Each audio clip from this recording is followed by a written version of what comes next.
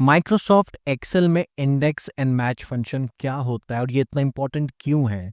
आपने बहुत सारी वीडियोस देखी होंगी इंडेक्स फंक्शन की, मैच फंक्शन की या दोनों की।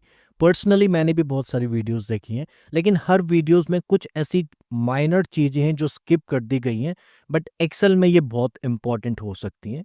इस वीडियो के थ्रू मैं आपको कंप्लीट डिटेल में बताने वाला हूँ कि इंडेक्स और मैच फंक्शन कैसे काम करता है। वीडियो के डिस्क्रिप्शन बॉक्स में मैंने एक वर्कशीट की लिंक अटैच की है जिसके थ्रू वीडियो कंप्लीट होने के बाद आप उस वर्कशीट पे प्रैक्टिस भी कर सकते हैं। तो स्टार्ट करते हैं इंडेक्स फंक्शन के साथ। नाउ इंडेक्स वर्ड सुनते ही सबसे पहले हमारे मन में क्या आता है?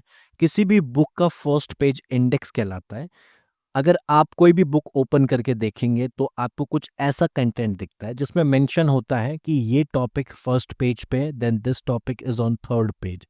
तो बेसिकली इंडेक्स हमें ये बताता है कि फर्स्ट पेज पे क्या है, थर्ड पेज पे क्या है, and so on. Similarly Excel में भी इंडेक्स ऐसे ही काम करता है। इंडेक्स का जो सिंटेक्स है, सबसे पहले ये एरे मांगता है। मैंने एक एरे सिलेक्ट कर दिया। अब ये मुझसे कह रहा है कि row number and column number. So मैं अगर इसे कहता हूं कि पांचवी रो में थर्ड कॉलम क्या है इस एरे में, तो ये मुझे रिजल्ट दे देगा कि पांचवी रो में थर्ड कॉलम में क्या लिखा है। राइट। सिमिलरली मैं इसे कहता हूं कि नहीं, पांच फर्स्ट रो में फर्स्ट कॉलम में क्या लिखा है ये बताओ, तो ये मुझे ये भी बता देगा। बट अभी तक हम क्या कर रहे हैं, हम पूरा एक एरे सिलेक्ट कर रहे हैं। लेट्स सपोज मुझे एरे सिलेक्ट नहीं करना है, मुझे कुछ specific columns like first one and last one select करना है ऐसे। अब मुझे पता करना है कि फर्स्ट रो में और सेकंड कॉलम में क्या है। तो अगर आप इसे ऐसे करते हैं first row and second column, तो आपके पास एक एरर आ जाएगा ना। उसका रीजन क्या है? इंडेक्स फॉर्मूला जो है, अगर आप कंप्लीट एरे लेते हैं तभी ये आपको रिजल्ट देगा।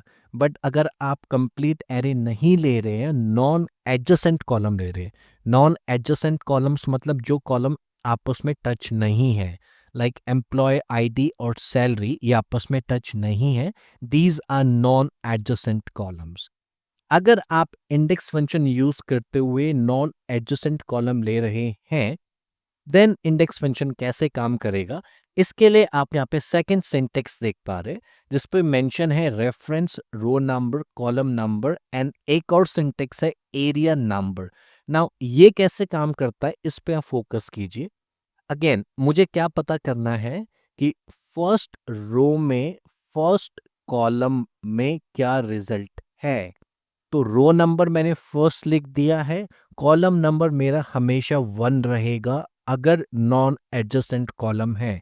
इस चीज को आप अपने मन में रखिए हमेशा कि इंडेक्स फंक्शन के साथ अगर आप मल्टीपल रेफरेंस ले रहे हैं या नॉन एडजेसेंट कॉलम ले रहे हैं, तो कॉलम नंबर हमेशा वन रहेगा। एरिया नंबर जो है, यहाँ पे आपको एक्चुअल कॉलम नंबर डालना है। लेट्स सपोज अब मुझे फर्स्ट रो फर्स्ट कॉलम में पता करना था क्या है, तो मेरे पास एम्प्लॉय आईडी आ गया क्योंकि अभी मैं सिर्फ इन दो कॉलम पे काम कर रहा था। राइट। अब मुझे पता करना है फर्स्ट रो सेकंड कॉलम में क्या है, तो सैलरी आ गई है। नाउ मैं इसको हटा देता हूं। अब मुझे पता करना है फोर्थ रो सेकंड कॉलम में क्या है। इसको मैं ऐसे लिखूंगा तो मेरे पास रिजल्ट आ जाएगा। आई होप यहां तक आपको समझ आ गया होगा। आप दोबारा से एक बार सिंटेक्स देखिए, दो सिंटेक्स आप देख पा रहे हैं। पहला array, row number and column number. अगर आप एक कंप्लीट एरे सिलेक्ट कर रहे हैं तो फर्स्ट सिंटेक्स यूज होगा। अगर आप नॉन एडजेसेंट कॉलम्स ले रहे हैं या मल्टीपल कॉलम्स ले रहे हैं जो कि एक साथ नहीं है, उस केस में आपको रेफरेंस यानी काइंड ऑफ एरे ही होगा, but non adjacent. Then row number, column number हमेशा वन रहेगा और इस एरिया नंबर को आपको कॉलम नंबर से रिप्लेस करना है। अब मैं आपको एक मल्टीपल रेंज दे के दिखाता हूं। यहाँ पे अभी तक मैंने दो कॉलम लिए थे, लेट सपोज मैं तीन कॉलम लेता हूं। Employee ID, department and salary. Right. अब मुझे पता करना है फिफ्थ रो में कॉलम नंबर हमेशा वन रहेगा।